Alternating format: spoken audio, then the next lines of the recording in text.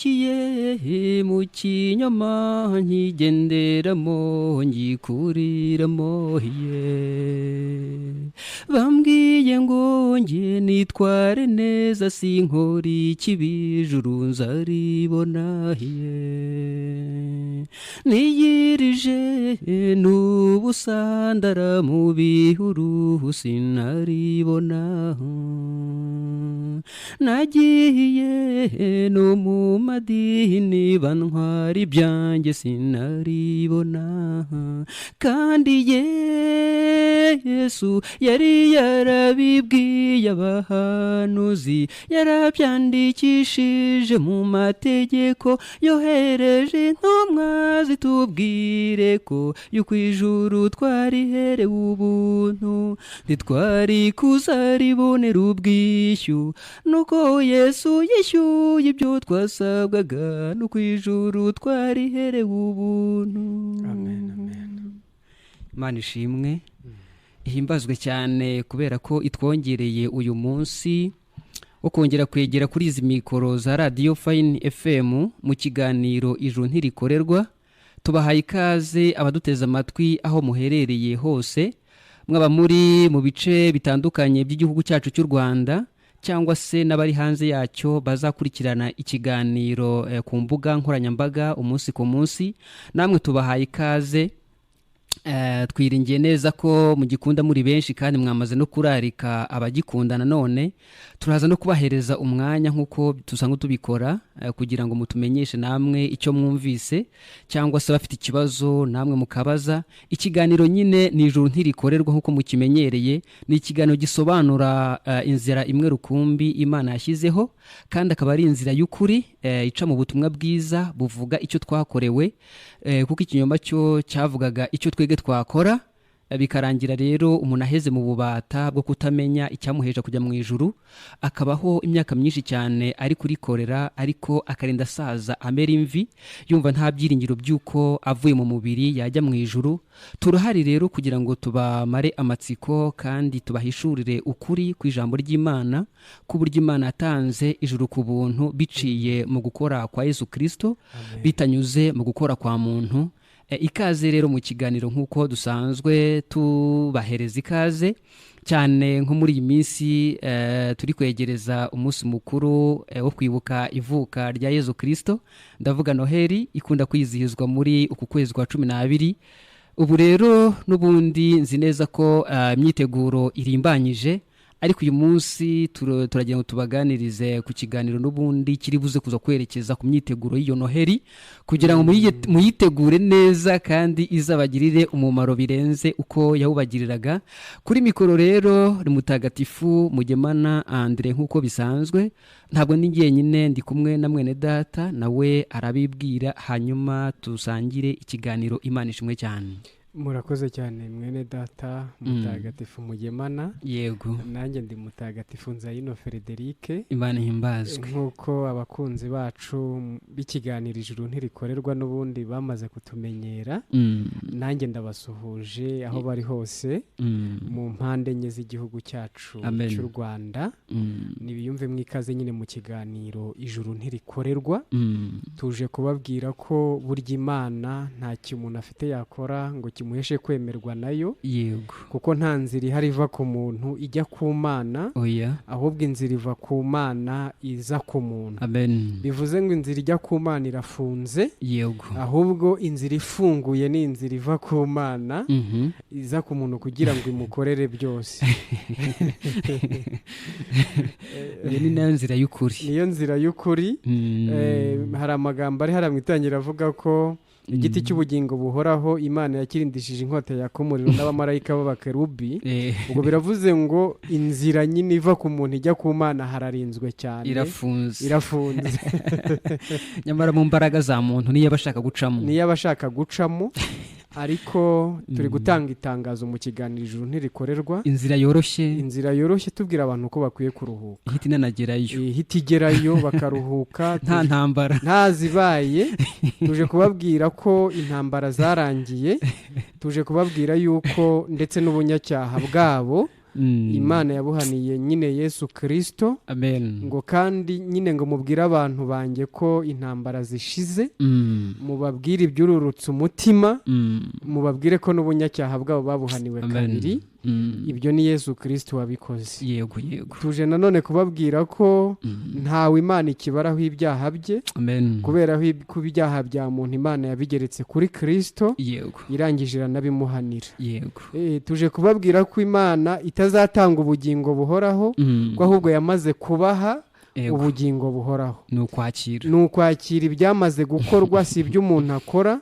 Ibyo ngibyo bikiza umuntu urupfu rw'iteka, ariko bikanamuhindukira imbaraga, ihindura n'imibereho ye.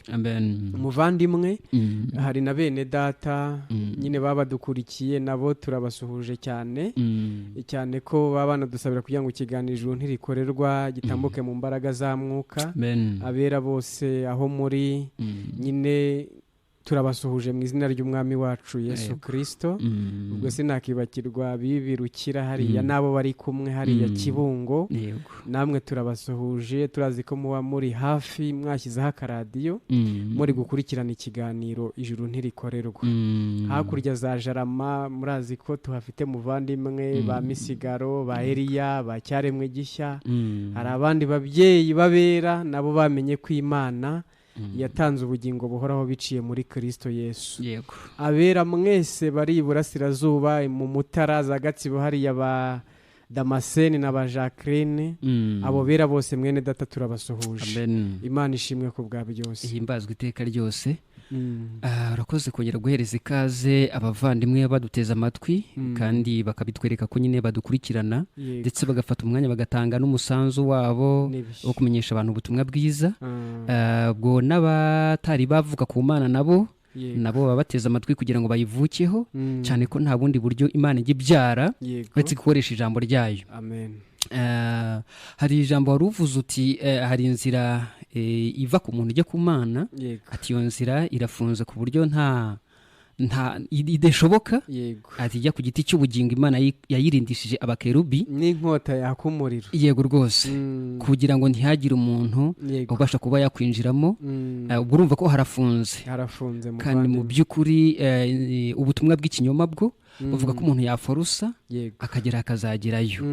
Iyo tuvuga ko ijuru ridakorerwa rero, ubwo nyine nuvuga ko iyo nzira irafunze, nta kurwana. Nibyo rwose. Nta kurwana, ahubwo nyine hari indi nzira imwe rukumbi Imana yaciye, itava ku muntu ahubwo iva ku Mana isanga umuntu. Amen. Iyo rero niyo n'ubundi tuganiriza abantu tubabwira ko Imana ubwayo ariyo yiziye mu isi, ije gushakisha umuntu.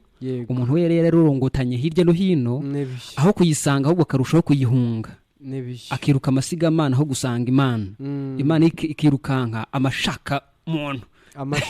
Ubwo bivuze ko imyumvire y'iyobokamana ni ikinyoma cya Satani. Yego rwose. Ni iyobokamuntu, ni umuntu uyoboka undi muntu mugenzi we, akamuhindura uko ashaka, yarangiza akamubyaza umusaruro. Ahubwo Imana niyo yayobotse abantu. Yego rwose. Imana ni nziza, ni n'umubyeyi. Niyo mpamvu nari nigeze kuvuga ko muri kuno kwezi kwa 12 hajya habaho umunsi mukuru mu isi yose wo kwizihiza ivuka rya Yesu Kristo. Ari umunsi mukuru ukunze kwitwa Noheli.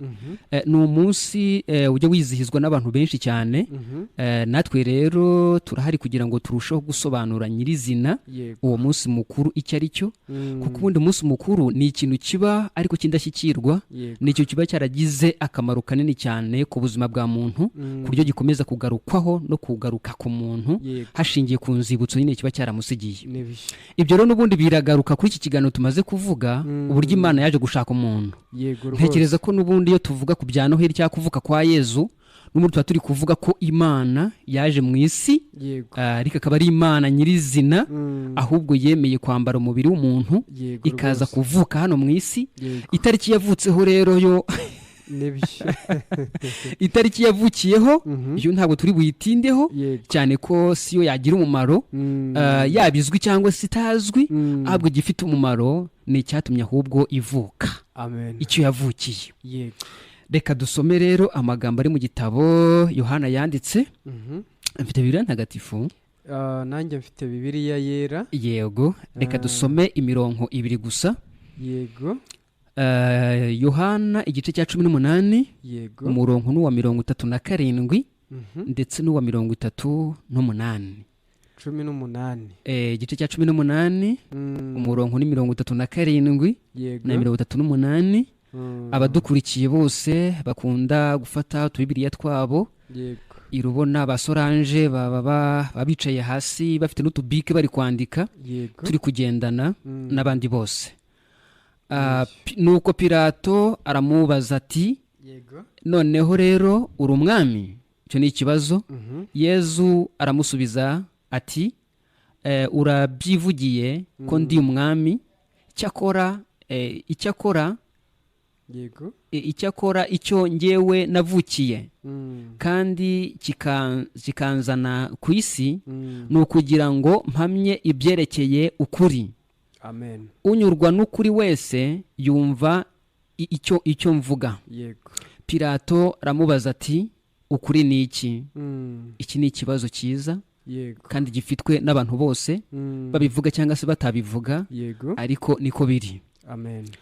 Amaze kuvuga atyo yongera gusohoka asanga Abayahudi, arababwira ati, nta kirego na kimwe nsanze kimuhama. Imana ishimwe. Amen.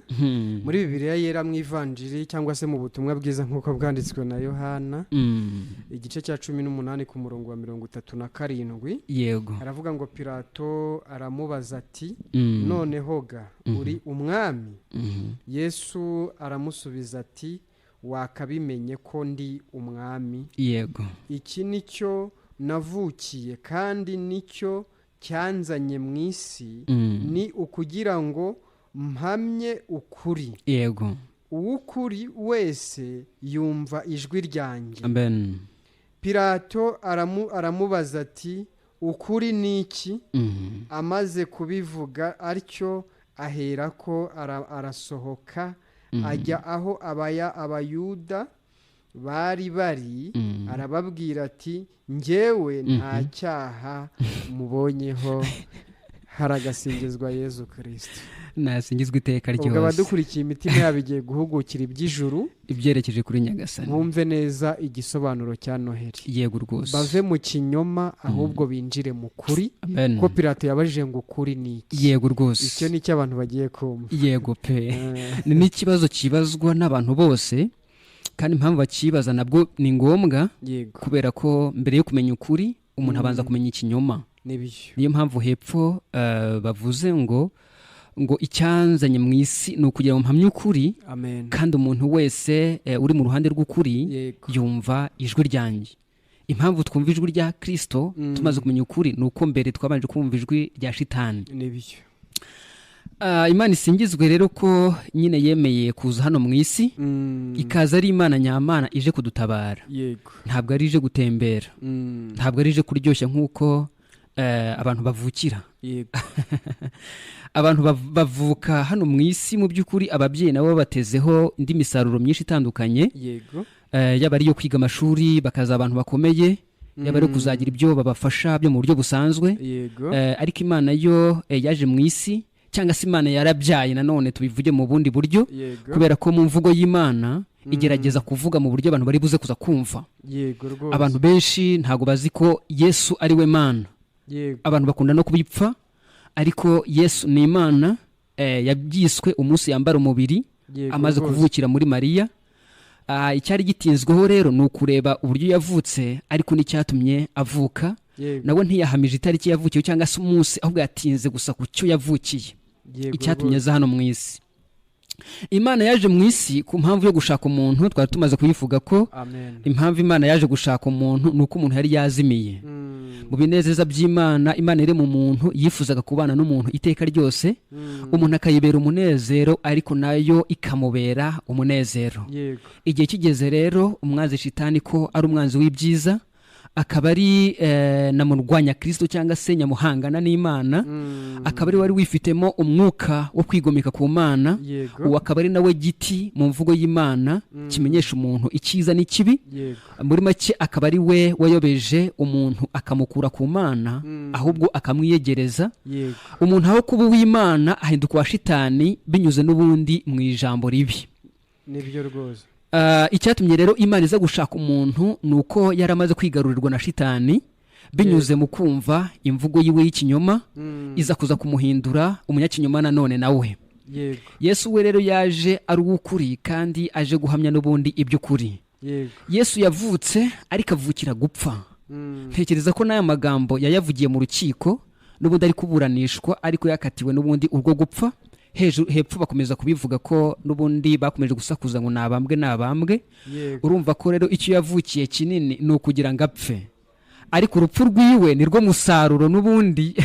Amen. Ni naho hahishemo ubutumwa bwiza. Amen. Ndetse ni naho hahishemo ukuri. Yego. Ukuri nuko Yesu yavutse ariko avukira gupfa. Kandi ubwo yavukaga natwe nicyo gihe twari tuvutse. Ivuko rye ni ivuko ryacu. Yego rwose. Muri Yesaya ho banavuga ko nyine yatuvukiye. Mu gice cya 9. Mu kutuvukira nuko twari twavutse nabi. Twe twavutse ku munyabyaha ari wa Adamu, natwe duhinduka abanyabyaha. Ubwo ntabwo twari kwikiza ivuko twavutseho, nta n'ukundi twari kwigira ngo twihindure ubwoko bw'icyo tutavutseho. Ubu nyine kuvuka kwacu kwabaye nko kugusha ishyano hashingiye uwo twavutseho uwo ari we yari umunyabyaha, natwe duhita duhinduka abanyabyaha. Byari ngombwa rero ko Yesu nawe avuka ari intungane kugira ngo n'abamwizeye nabo bamuvukeho nanone ari intungane. Nitwe yaravukiye kuko twavutse nabi. Byari ngombwa ko Yesu avuka neza akaba aratuvukiye nanone, bikaba bije muri wo kuducungura, tukaba duhinduriwe ivuko. Yego rwose muvandimwe, tukaba duhindura ivuka. Hepfo bavuze ngo nta cyaha Pilato yamubonyeho.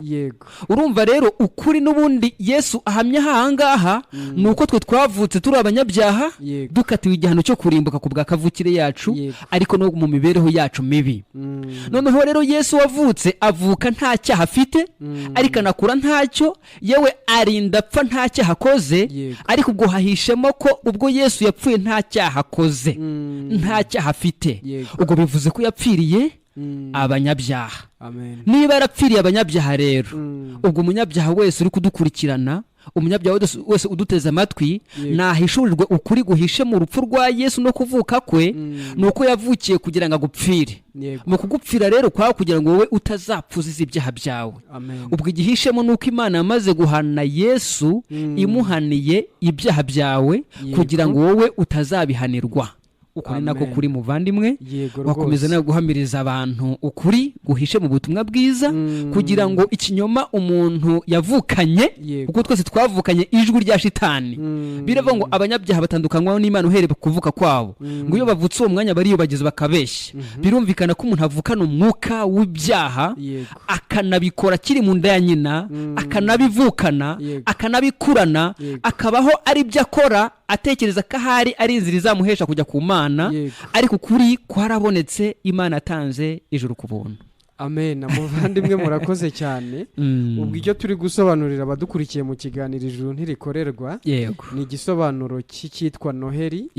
Ariko mu by'ukuri Noheri ntabwo ari ejo bundi kuri 25. Icyo ni ikinyoma cya se kibi.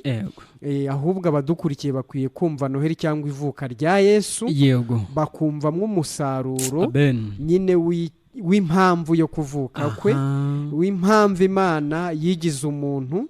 Umugani wa ndirimbo turirimba ivuga ngo nimuririmbe nimuhimbazwe, jambo yigize umuntu. Jambo rero yigize umuntu, Emmanuel, Imana mu bantu, ariko igendereye mu gukiza mwene, igendereye mu gukiza mwene muntu. Niko ko muvandimwe, abadukurikiye nyine mu kiganiro Ijuru Ntirikorerwa bamaze kumva neza ko ivuko ryacu ryo kwa Adamu, ryo ku mukurambere, ni ivuko rishingiye ku gicumuro cye. Ni ivuko rishingiye ku kuba umuntu yaratandukanyijwe n'Imana, ku kuba umuntu yarisanze yaratakaje ubwiza bw'Imana. Iryo vuko rero ni ivuko ryangiritse ku rwego rw'uko icyiza cy'umuntu ukomoka kuri iryo vuko ryo kwa Adamu n'ikibi cye byose ni bibi imbere y'Imana.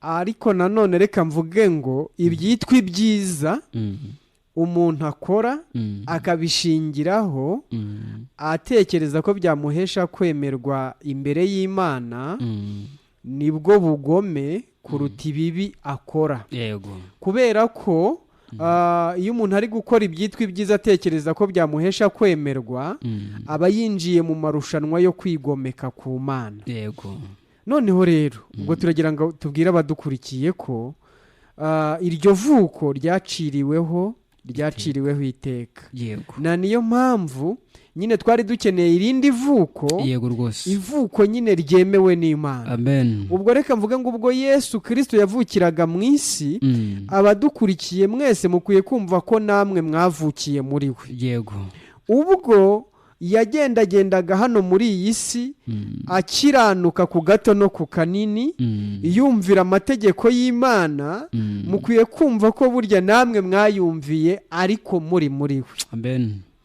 mukwiye kumva ko amasengesho y'iminsi 40 n'amajoro 40 Yesu yasenze, mukwiye kumva ko namwe burya mwayasenze. amen. ariko muyasenga muri nde? muri Kristo Yesu. mukwiye kumva ko ubwo yikoreraga umusaraba ari kugana i Getsemani, ukwiye kumva ko nawe wari uwikoreye. yego. kuko wagombaga guhanwa igihano gikwiriye umunyabyaha, ariko icyo gihano cyose kikarangira. ukwiye kumva ko burya ubwo yari mu gashyamba k'i Getsemani, abira ibyuya bimeze nk'amaraso, ko burya nawe mwari muri kumwe. amen.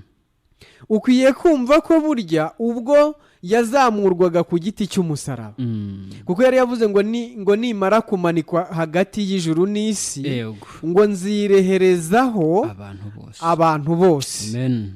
ubwo ukwiye kumva ko burya ubwo Yesu yabambwaga, nawe ko wabambanywe nawe. yego. ukumva neza ko ubwo yapfaga, burya nawe wapfiriye muri we. yego. yahambwa mugahambanwa. amen. ubwo mu guhambwa kwa Yesu, Imana yibagiye umuntu wa kera wayicumuyeho. yego. noneho mu kuzuka kwa Kristo Yesu rero, Imana yaremye abandi twebwe bashya. amen. arazuka aduhuza n'Imana. Haleluya. iyo niyo nkuru nziza. Amen. nk'uko mwabivuze, Pilato amubajije ngo noneho ukuri ni iki? ukuri ni uko nguko. Imana ishimwe. yego pe. hari akaririmbo tujya turirimba. yego. ukuri kwarabonetse, Imana yatanze ijuru ku buntu, yaritangiye muri Yesu, kuko ari we wakoreye abantu. amen. ukuri ni uko nguko. ni uko ngo kandi ubwo abadukurikiye muvandimwe, umuntu wamaze kuba intungane ku bwa Kristo Yesu, umuntu wamaze kumenya ko burya nawe ari uwera n'umuziranenge, Noheli kuri we ni uko yizihiza buri uko umutima uteye. ntabwo ari buri mwaka. oya, ntabwo ari rimwe mu mwaka. ahubwo Noheli abana b'Imana bayizihiza buri kanya, buri munsi. abana b'Imana. okay. nari ngize ngo ni abantu bose. oya, ni abasobanukiwe Noheli icyo ari cyo, ni abasobanukiwe icyo Yezu yavukiye, abera ndetse n'abazirane. umuntu wese uzi ko ari uwera n'umuziranenge yizihiza Noheli buri uko umutima we uteye. yego. naho iyi ngiyi yo kuri 25 reka mvuge iki kintu muvandimwe, ni umwanya mwiza wo gutuka umusaraba, ni umwanya mwiza wo gupfobya urupfu, guhambwa no kuzuka bya Kristo Yesu. kuko niba abantu bavuga ko ari abanyabyaha, baba bari kuvuga ngo ntiyazutse. niba rero bavuga ko atazutse, ubwo kuri bo ntiyanavutse. yego, ntiyavutse. yego rwose. aha. ubwo kandi ubwo mu by'ukuri umuntu wese waba yizihiza ibya Noheli, yego, akwiye nyine kuba ari intungane. amen. kubera ko Yezu nyine yaravutse, yego, avuka kutuvukira, kandi mu kutuvukira anavukira kudupfira nanone. amen. kudupfira rero bikangana no kutuzukira. amen. ubwo bivuze ngo binatandukanye na bya bindi twabayemo kera, bivuga ko ahora avuka buri mwaka cyangwa se buri gihe. bya binyoma ngo ejo bundi ngo aravukira mu mitima, icyo ni ikinyoma cya Satani. noneho ubwo bikanakuraho ibijyanye no guhemba uwamubyaye, sibyo? urumva buri gihe uko yavutse niko bene ngango cyangwa se niko hari abantu nyine bahita baboneramo gusaba abantu iby'uruhembo rwa Mariya. Aho naho numva ko ni ubutubuzi, ariko icyo turi gutsindagira cyane ni icyatumye Yezu avuka. Kuko nawe ari hano mu rukiko yavuze ngo iki nicyo cyanzanye mu isi kandi nicyo navukiye, ni ukugira ngo mpamye ukuri. urumva mu guhamya ukuri kwa Yezu nuko hari hasanzwe n'ubundi ibinyoma, hari hasanzwe ibinyoma byinshi, niyo mpamvu yaje kugira ngo atumenyeshe ukuri. Ukuri rero nako yavuze ko yavutse ariko nta cyaha na kimwe afite. Mu kuvuga nta cyaha ashyirwa mu rubanza, mu gushyirwa mu rubanza Pilato aragenzura asanga mu by'ukuri nta cyaha na kimwe afite. Ubwo wowe duteze amatwi ubanza usobanukirwe ukuri kw'ijambo ry'Imana icyo ari cyo.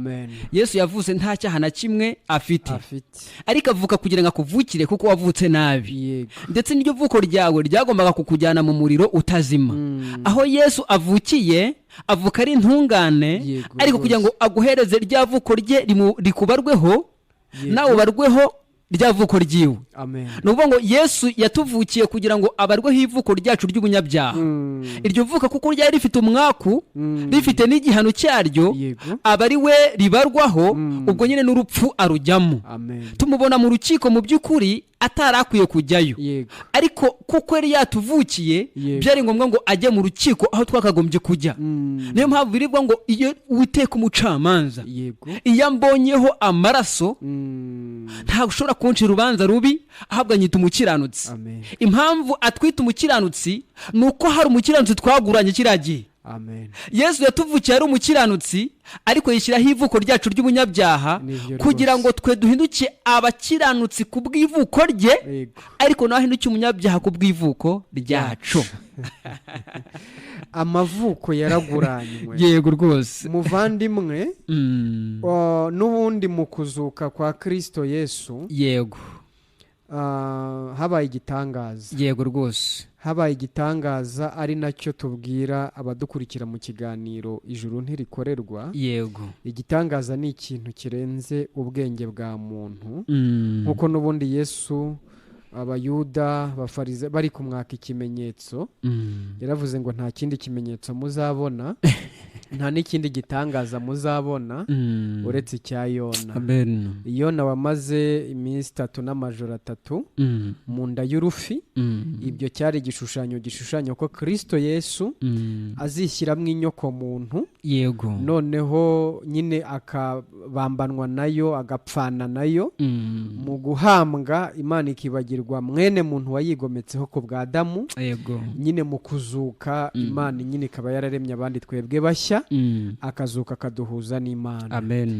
Ngo nta kindi rero abantu bazabona uretse icya Yona. Na n'uyu munsi nta kindi gitangaza kiriho, nta kindi kintu abantu bazabona, nta bundi buhanuzi buhari, nta kindi cyera kirabura gihari, nta kundi kuri guhari. Nuko Kristo Yesu yapfuye, agahambwa, akazuka, akishyura umwenda w'ubunyacyaha bwa muntu. Ubyizeye bikamuhanira no kuba intungane mu maso y'Imana by'iteka ryose. Muvandimwe, Yesu azuka, hari umubyeyi wifuje kumukoraho. Ndavuga ati ndamukoraho Mariya, ariko Yesu aramubwira ngo ntunkoreho ntarazamuka ngo njye kwa Data, mfite imari. Burya yari atuzamukanye. Ni ukuvuga ngo umuntu niwe wari ushatse kubanza gusogongera ubugingo buhoraho, niwe wari ushatse kubanza kumva ko nyine igihano cyarangiye, kandi byari bikwiye ko Imana Data umucamanza w'ukuri kandi utabera ari ugomba kubanza gusogongera ku rupfu, guhambwa no kuzuka bya Yesu Kristo, ariko kumeneka kw'amaraso ye kugira ngo ahamye neza kuko kw'igihano cyarangiye.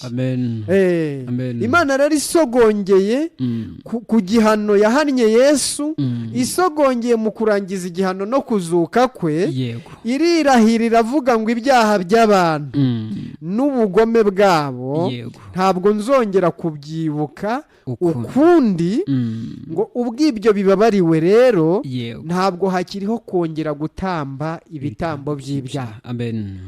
Imana yaranyuzwe, yego, yanyuzwe n'igihano yahannye umwana wayo. amen, amen. Umujinya yari ifitiye umuntu yawutumariyeho muri Kristo Yesu, yego, habaho kurimbuka k'umuntu wacu wa kera muri Amen. Kristo. Amen. Mu kuzuka nyine tuba tubonetse turi ibiremwa bishyashya. Amen.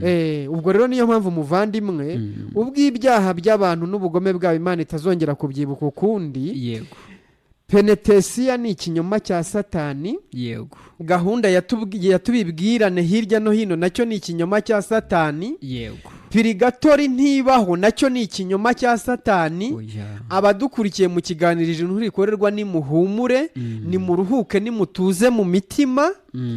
Urupfu, guhambwa no kuzuka bya Yezu Kristu niho icyitwa amateka y'umuntu wa kera yarangiriye. yego rwose. Mu kuzuka rero ubwo habonetse undi muntu mushyashya, ni umuntu ukwiye kubaho ubuzima bushimira Imana, yego rwose, buyishimira ineza yayo. Ubwo niyo mpamvu twahawe ijuru ku buntu. yego pe. Ubuntu ni iki?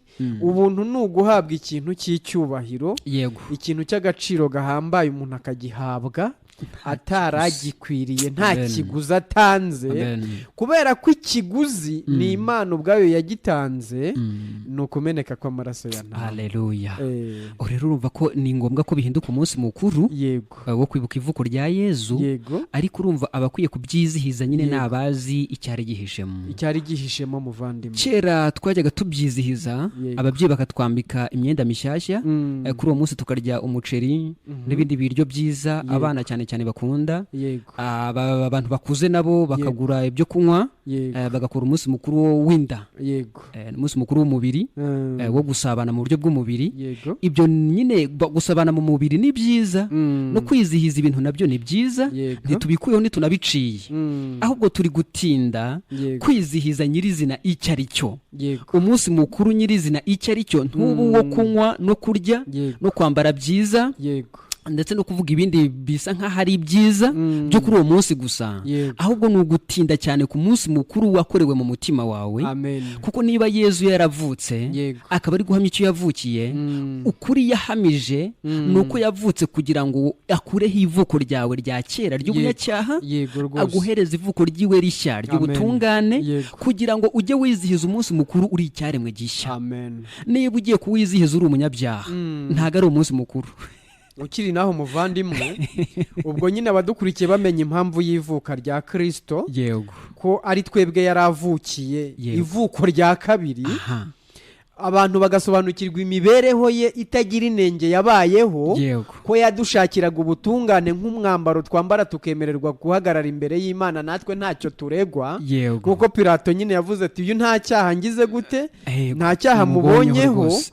Noneho ubwo urupfu, guhambwa no kuzuka bye nibyo byitwa umunsi w'umunezero, ngo uw'umunsi mukuru. amen. Ni uguhora mu birori, ni uguhora mu minsi mikuru, Yego, ko abantu basobanukiwe ko nyine igihano cyabo yego, bakirangirije muri Yesu amen. Kristo. Aha, ubwo ni naho binashingira nyine kuri Yezu. Yego, Impamvu nyine uwo munsi mukuru kujya gushingira kuri Yezu, ni uko n'ubundi igisubizo cyacu ari we cyavuyeho. amen.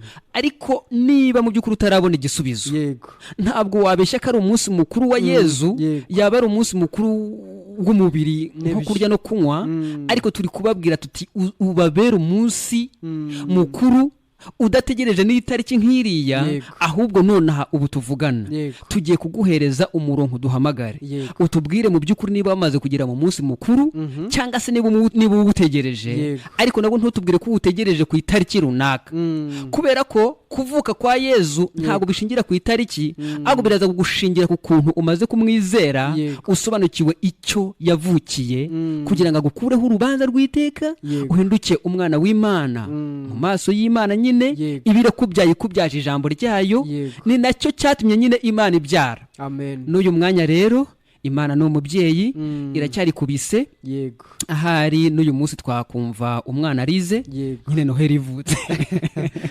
Ubwo umuntu umenye ko ari intungane kubw'urupfu, guhambwa no kuzuka bya Yezu Kristo, nyine nawe Noheli niyo ngiye. Noheli niyo ngiye. Ubwo reka tuvuge ngo Yego. ko hakunda abantu bavuga bati kuri Noheli ngomba kuba naguze umwenda mushya. mu by'ukuri hari umwenda mushyashya Imana yakudodeshereje utaguriwe muri shopu ya hano mu isi, nta shopu y'ubucuruzi ibaho. yego uwo mwenda mushya Imana yakudodeshereje wo kuri Noheri ni uburyo Kristo Yezu yabaye icyaha ku bwawe, kandi nta cyaha yigeze akora, kugira ngo nawe kubwe uhinduke intungane mu maso y'Imana, ngo uwo mwambaro mushya. ubwo mwambaro wo kwizihiza Noheri, ubwo ni umwambaro w'ubutungane Yezu yaje yambaye, akawikuramo agasigarana ubusa nkatwe, akaba arawutwambitse kugira ngo twinjire mu munsi mukuru. Ngiyo Noheri, ngiyo imyambaro mishya yo kuri Noheri. Yego rwose. Ubwo ni nayo divayi y'uwo munsi, cyangwa se ikinyobwa nyacyo gishyitse, ariko ni nabyo biryo byiza bigera umuntu ku mutima. Nyine ni iri jambo ry'ubutumwa bwiza. Iyo turi kubuvuga rero, Imana isa nkaho iba iri muri maternite, iri kwerera kugira ngo ibyare nyine ibyaje ubutumwa bwiza. Reka rero twumve impinja, nibyo twumve uko barira. Yego. Ni 07 impinja zigiye guhamagara, kuko zivuga kuko bari abana b'Imana. Abana b'Imana bavuka bari no kuvuga. Yego rwose. Bavukana ubuhamya nyine nk'ubwasi. Nibyo. 07 abatanga buhamya. Yego. 0782 71 indi 82 29. 0788 71 88 29. Iyo bagiye kuyiduhamagaraho. Yego. Reka mbaho iyo batwerezaho ubutumwa bugufi, ni 0788 54 15 02 0788 54 15 02. Iyo ngiye mujye kuyitwoherezaho ubutumwa bugufi. Yego. Yagiye. Nibahamagare. Twamwakiriye. Allo, twakwakiriye. Mwiriwe neza. Mwiriwe cyane. Yego yego. Muri bande muherereye he? Ni Elisabereye mu Gitega. Uherereye he? Mu Gitega. Yego mu Gitega. Noheri nziza. Noheri nziza. Yego twese hamwe. Umwaka mushya. Kuri twese. Wawugezemo se? Ntabwo ndawugeramo, ariko ndi kuwusatira. Ngo yaje kubwira imbohe ko zibahotse n'impumyi ko zihumutse, no kubamenyesha iby'umwaka Imana yagiriyemo abantu imbabazi. Uwo niwo mwaka mushya, nuko umenya igihe wakureho urubanza muri Kristo Yesu. Yego. Uwo niwo mwaka mushya muhire. Yego. Yego, muri kwigisha ibintu byiza. Ariko numva hapfunyitse n'ibinyoma byinshi. Nta kibazo. Yego, nubwo muri hari uburyo bumwe muri kubivugamo, ariko harimo ibinyoma byinshi. Urihutisha rero nshuti yacu. Ikinyoma cya mbere, bwira abadukurikiye, abanyarwanda badukurikiye, babwira ikinyoma cya mbere. ubwo akaba ari nako kuri kwawe. Ikinyoma cya mbere ni uburyo muri kubwira muri fati, yego Yesu yaradupfiriye, yaratuvukiye, kandi koko. Ihuti. Allo? Wakihutisha? Yagiye. Ariko nawe turamwumva. Nawe amahirwe aracyahari. Yego. Allo Fine FM. Mwiriwe neza, muri bande muherereye hehe? Radio gabanya. Yego. Turakwakiriye mu kiganiro Ijuru Ntirikorerwa. Kumvikana. Yego. Nitwa Richard. Yego Richard. Umuvandimwe uhavuye, ndumva ntabwo turi kubyumva kimwe. Ntabwo twamurenganya nuko akiri mu mwijima, ariko nawe igihe kiracyahari kugira ngo abone urumuri. Hamya ukuri kwawe. Hamya ukuri. Aracyari mu mwijima, ariko nawe igihe kiracyahari abasha kubona urumuri. Icyizere kirahari. Jya kure ya radio yawe tukumve neza. Kure ya radio? Wagiye kure ya radio tukakumva neza? Ninashyize muri kutera ariko nayikuyemo. Yikuremo, urakoze cyane. Ndimo kukubwira nti abataremera ko amaraso ya Yesu Kristo arishya yatukoreye, ko yadukuyeho urubanza, bazabyemera nk'ubu nkanjye. Ku itariki 9 z'ukwa 9 ngira ngo. Yego. Ubwo Yesu mukiza nibwo nagiye mu mazi menshi. mu mazi menshi niho uvuga ko wakiriye Yezu? Yesu namwakiriye kuri 13 z'ukwa gatandatu. Arya uri intungane? Ndagerageza sinavuga ngo ni intungane ndakwiza. Noneho nshuti yacu rero ukiri aho ngaho ntabwo uramwakira disi. Urumva nshuti yacu? Yego. Abo bantu bakubatije ni abagira nabi, baraguhemukiye, ni abagome. Icyo mvuze nyine mva baza tugufashe wumva ibyo tuvuga. Yego. umva rero twikwifashirize nicyo turi kuvuga ibya Noheli kugira ngo abantu nyine bumve Noheli. Uburyo umuntu aba intungane ntabwo ari uburyo bwo kugerageza, kuko nko muri Yesaya bavuga ko n'ibyo wagerageje ari ibishwambagara nabyo bifite ibizinga. Yesaya 3:4 ku murongo wa 5. Ahubwo Yesu Kristo yahindutse icyaha ku bwawe, kandi nta cyaha yigeze akora, nta cye kirimo. Kwari ukugira ngo nawe uhinduke intungane mu maso y'Imana kubwe nawe uhawe gutungana kwe kutari ukwawe. Nawe nta cyawe kirimo, nk'uko yabaye icyaha nta cye kirimo, abazweho ibyawe niko nawe uba intungane mu maso y'Imana, ntawe nta cyawe kirimo. Kubyizera rero gutyo niko kuvuka ubwa kabiri. Ubuvutse bwa kabiri ngiyo Noheli. Naho abakudubitse mu mazi rwose baraguhemukiye. Ubwo ubuvutse bwa kabiri umeze nka cya gisambo cy'iburyo ku musaraba, burya nacyo cyavutse ubwa kabiri gihishura ibyo bintu. Yego rwose. Ukomeza ukurikirane rero ubutumwa bwiza, urarushaho kumva nyine iki ngiki Pilato yavuze ati ukuri ni iki. Ubwo nawe ukeneye kubyumva, ariko n'abakubatije urakoze cyane. Urakoze inshuti yacu. Murakoze. Ukuri kurakenewe aro twakwakiriye.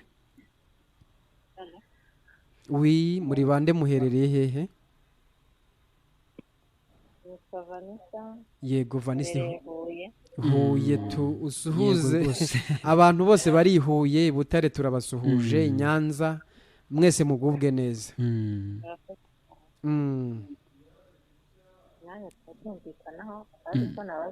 Yego. Abakora ibyaha ubu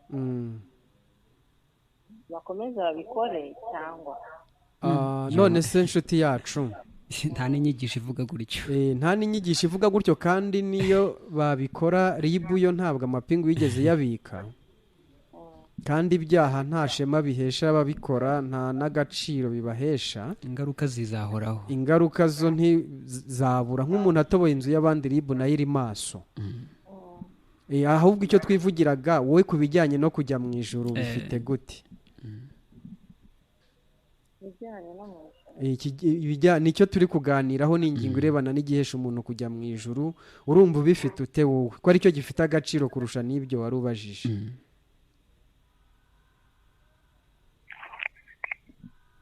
Yego, yakuye mwaka ikarenge. Ntacyo, arakomeza gutega amatwi inshuti yacu iri Butare, ariko nawe ijuru nirye, nyine bishingiye ku cyo Kristo yakoze. Amen.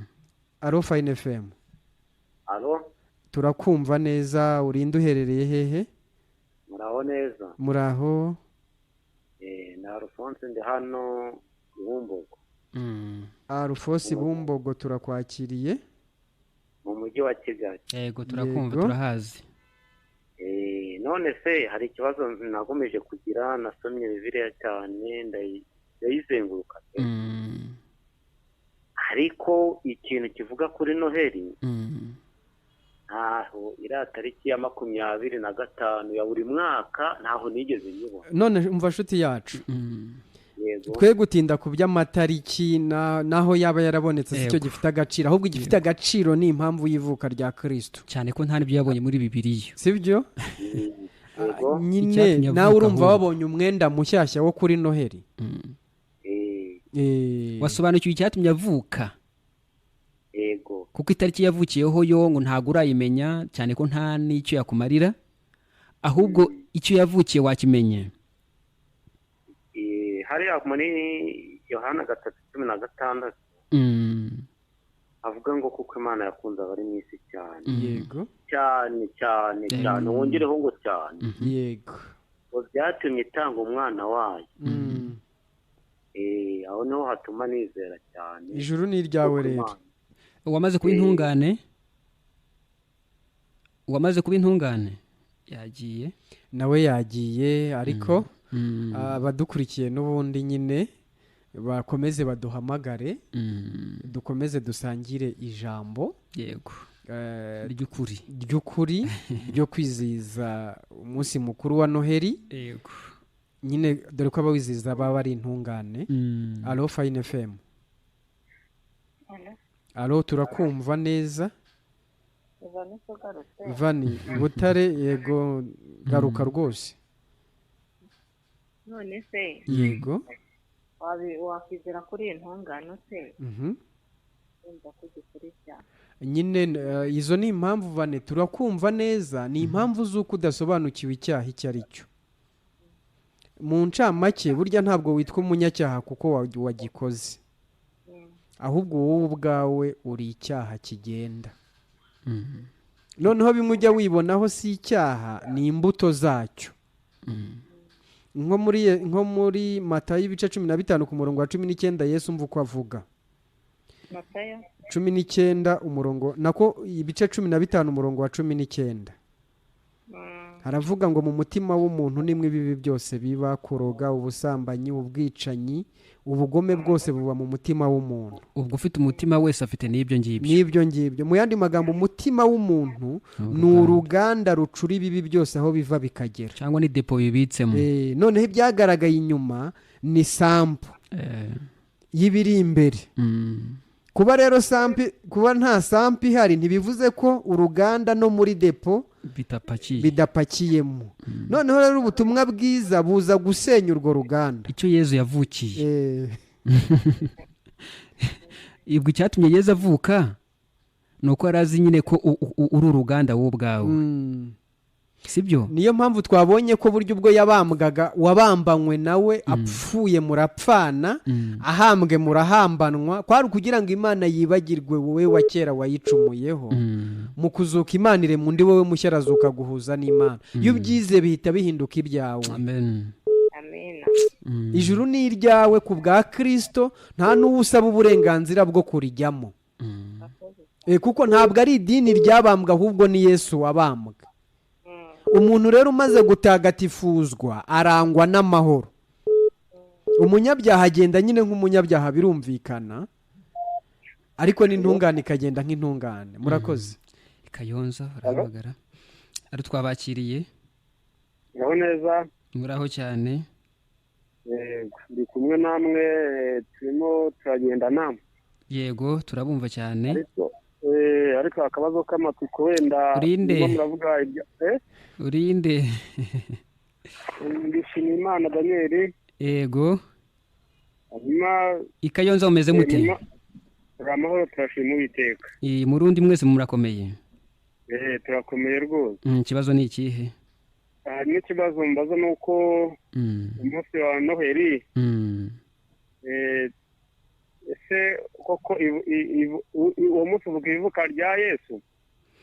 Oya, icyo twaturi kuvuga umunsi wa Noheli n'ubundi nyine uvuga ivuko rya Yesu, ariko ntabwo twavuze amatariki cyangwa se umunsi kuko ntacyo binamariye muntu. Ahubwo twavuze igikorwa cyabaye, itariki yari yo yose, umusaruro w'ivuka rye, imibereho ye n'urupfu rwe, guhambwa no kuzuka bye. Nibyo turi kuganiraho.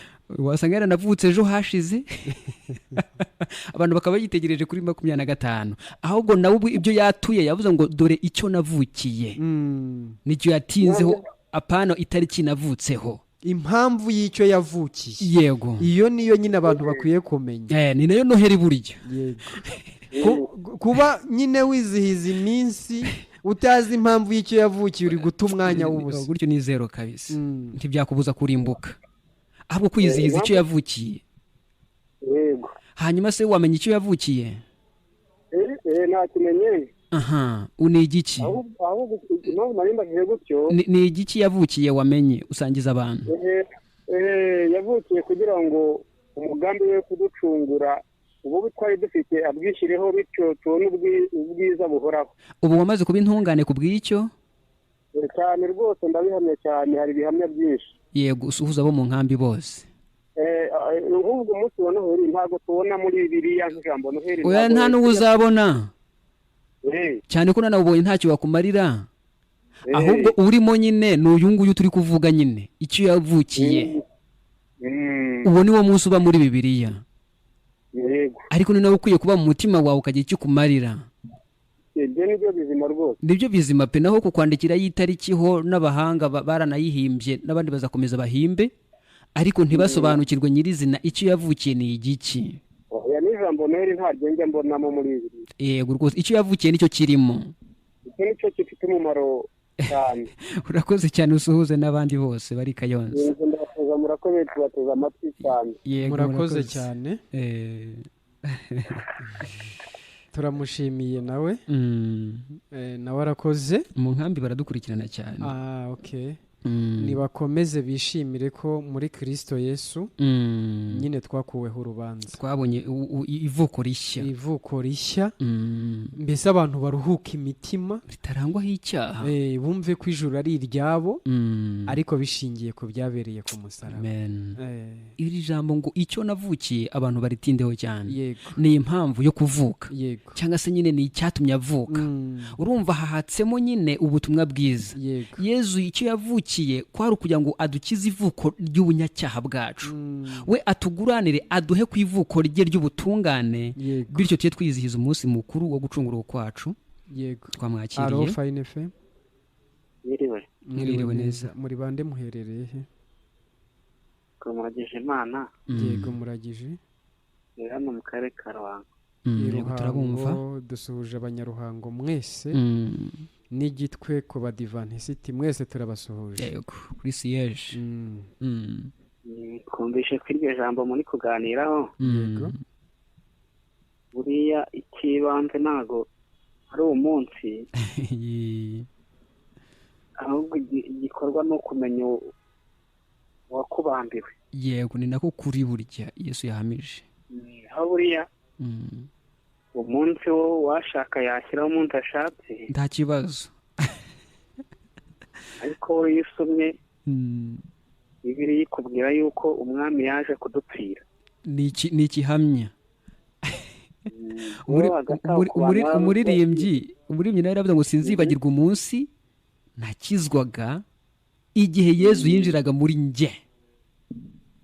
ubu niwo munsi mukuru. Ubu rero nawe uri intungane ku bwa Kristo, kubera yuko n'undi umuntu wese ukurikije ibya Bibiliya wenda sajye kuby'iminsi. Nari nkubajije, bari bakubajije ati nawe wamenye icyo Yezu yavukiye, uri intungane ku bwe. Ubu uriyo. Kwa yuko nzi ko yaje kumpfira akaba yaramenye amaraso ku bwanjye, akaba yarakwishyuriye umwenda w'icyaha. Ruhukira rero mu mahoro. Murakoze. Ubwo nibwo buryo bwo kuruhukira mu mahoro. Yego ko niko twaga tuvuga ngo dusabe inema yo gupfa neza. Urakoze cyane. Ijuru. Murakoze. Ijuru ryaratanzwe. Ntacyo usabwa gukora, kuko gukora kwa muntu kose aho kuva kukagera kurazira ku Mana, ahubwo byose Imana yarabikoze muri Kristo. Hano hari ubuvuze ngo muraho ko uburyo bwo kubumva kuri radiyo butanyorohera, nabona gute ibyigisho byanyu? Ni Leopold mu karere ka Kamonyi. Wamusubiza uburyo wabikurikiranaho. Niba ufite WhatsApp waduhereza nimero yawe tukagushyira kuri groupe ihora icaho ibyo biganiro ndetse n'ubuhamya bwinshi cyane. Ndetse wajya no kuri YouTube ukandikaho Ijuru Ntirikorerwa, wabona ibiganiro, amavideo, amaudio n'ubundi buhamya bwinshi cyane. Ndetse wajya no kuri Facebook nawe ukandika gutyo, naho wabona ibyo biganiro n'ubundi byatambutse. Ndi nabata amahoro meza bavandimwe banjye. Nyakuri imbuto z'umwuka nizisakare mu bahawe ubutungane mvajuru. Amen. Utashye abatagatifu. Barakumva cyane bari mu isi yose. Dusigaje iminota 4. Ariko nyine nta kindi twavugaga, nuko ivuka rya Yesu ryakuyeho ivuko ryacu, imibereho ye itunganye itwambika ubutungane buva ku Mana, amategeko y'Imana ayubahiriza aho ava akagera. Burya niyo Satani ari kubwira abantu ngo mwubahirize amategeko y'Imana, cyo nacyo ni ikinyoma cya Satani. Ahubwo imibereho ya Yesu itunganye niyo yayubahirije yose. Ubwo natwe Imana itubara nk'abayubahirije uhereye ku rya mbere ukagera ku rya nyuma. Ibyo biri mu byo yavukiye. Yego. Noneho urupfu, guhambwa no kuzuka kwe turuboneramo ubutungane buva ku Mana, tububoneramo umwambaro wera. Hari uburyo Satani abwira abantu ko kwizera kw'abantu, urufatiro rwo kwizera kwabo ari amategeko 10 y'Imana hamwe n'andi, ariko icyo ni ikinyoma cya Satani. Urufatiro rwo kwizera kw'abadukurikiye ni urupfu, guhambwa no kuzuka bya Yesu Kristo. Ubwo nibwo butumwa bwiza, icyo nicyo kiruhuko, iyo niyo mibereho, uko niko kubaho umuntu yumva ko aruhukiye muri Kristo. Amen. Ntitwakuyeho ko kuri uriya munsi abantu bakunda kwizihiza batazawizihiza, ntitwakwiha ko abantu batazanezererwa mu buryo basanzwe banezererwamo, ntitwanakuyeho ko atari umunsi mukuru, ahubwo twe twaba turi guhishura nyirizina igifite imbaraga kurenza kurya no kunywa, igifite imbaraga kurenza ubusabane bw'abantu n'abandi, ahubwo igifite imbaraga z'ubusabane bw'umuntu n'Imana. Nibyo twaba turi guhamya, turi kuvuga ko nyine umwami Yezu yatuvukiye, akavuka kubera ko ivuko ryacu rya mbere ryari riciriweho iteka. Iryo ryiwe rero yari arivutseho kugira ngo ariduhereze ritwitirirwe, twe duhinduke abana b'Imana, we ahinduke umwana wa shitani, narangiza ajye mu gihano cy'abashitani nyine. Ubwo rero n'uwo mwambaro w'ubukwe twavugaga wo kwizihiza umunsi mukuru, nubone ni ubutungane mu by'ukuri yiyambuye akabutwambika, kugira ngo mu by'ukuri duhore tuberewe, ndetse duhore mu munsi mukuru w'iteka ryose, udashingiye ku matariki yashyizweho ayo ari yo yose, ahubwo duhore twizihiza umunsi umwami wacu yatuvukiye. Imana ikibagirwa ivuko ryacu ry'ubunyacyaha, kandi mu kuryibagirwa bivuze ngo nuko yari yibutse ko ivuko ryacu ryagiye kuri Yezu rikabonerwa igihano. Ubwo wabyizeye ntabwo Imana izamuhana. Wari ukwiye kumva ko umunsi mukuru ni umunsi utarimo ubwoba. Ntabwo wakwizihiza umunsi mukuru uri gutinya kurimbuka. Ntabwo wakwishima ugaseka kandi ribu ikuri inyuma. Ntabwo wari wakatiwe urwo gupfa ngo noneho uvuge ngo uri mu munsi mukuru. Umunsi mukuru ni uw'abakize kurimbuka. Umunsi mukuru ni uw'abashize ubwoba bw'uko umucamanza ari kubahiga cyangwa se hari itariki bazaburanaho. Yesu yaraburanye ari kwa Pilato, ndetse tubona ko yahise ko ahamya neza ko ari umwere. Ariko tubona n'ubwo yari umwere, tubona n'ubundi adakurirwaho igihano cy'urupfu. Icyo gihano cy'urupfu rero cyasobanurwa icyo twari guhabwa, ubwo cyacu cyavuyeho kimujyaho, ubwo twe turabera muri ubwo buryo. Nibyo muvandimwe, ngo ntitwabuza n'abagura imyenda mishyashya isanzwe kuyigura, n'abacuruzi bagire myinshi cyane kubera iyi minsi mikuru. Nibyo barangure byinshi abantu babazabahahire.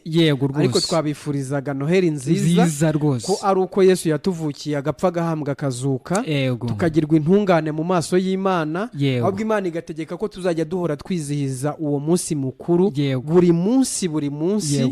Noneho nyine umuntu akabaho mu isi ariko azi neza ko azabana n'Imana by'iteka nyuma y'ubu buzima, ariko abikesha icyabereye ku musaraba. Imana ishimwe cyane. Ndetse ubwo n'ubwo busabane tukabugira ariko tunezerewe umutima no mu mubiri. Nibyo rwose. Ubwo rero mwakomeza kudukurikira na nyuma y'ikiganiro kuri 0782 71 indi 8229. Yego rwose inshuti zacu na hejo saa 11 kugera saa 12 nk'uko bisa.